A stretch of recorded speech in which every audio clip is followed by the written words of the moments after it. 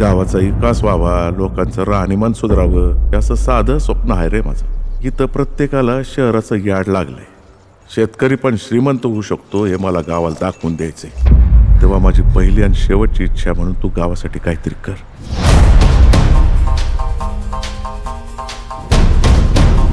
आप्पा नेहमीच आधी गावाचा आणि नंतर स्वतःचा विचार करायचा. पण त्या सरपंचासारख्या लोकांनी भगवल कसं आप्पाच्या प्रत्येक कामात कसा विरोध करायचा हेच ते बघायचे. अजून एका शेतकऱ्याची आत्महत्या. कंपनी होणार आहे फायनलच आहे. आपला कुणाचाही या गोष्टीला विरोध नाहीये. आणि आता आपण मला मान्य नाहीये हे प्रपोजल.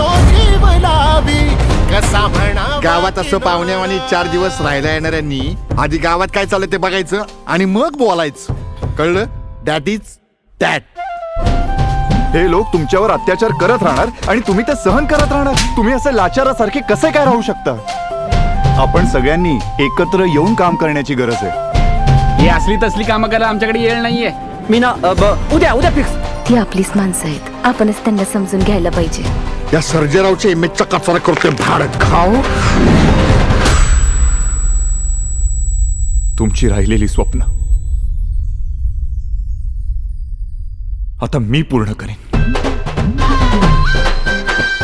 ओ काका नाही आला तो, कशालाही फिरताय, जा घरी. गावात शेती बरोबर जोडधंदा करून तुम्ही पैसे कमवू शकता. मला हेच दाखवून द्यायचं. सर्जेराव, आता जरा व्यवस्थित वागायचं, नाहीतर इमेजला धक्क्यावर धक्के बसतील. जगात हरवू नको मनाचा लग लग लग लग लग लगणारा तारा. डॅडने तुझ्या भरोशावर इतकं मोठं प्रोजेक्ट घेतलं होतं आणि तू अचानकच गावात राहायचा निर्णय घेतलास. कारण आता मी ठरवलंय लढायचं.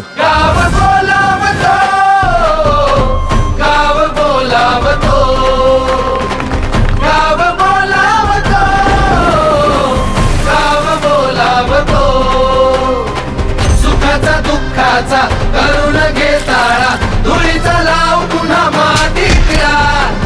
गाव बोलावतो, गाव बोलावतो. गाव समृद्ध तरच देश समृद्ध. माझा देश माझा देह, नामे दोन एक रूपा.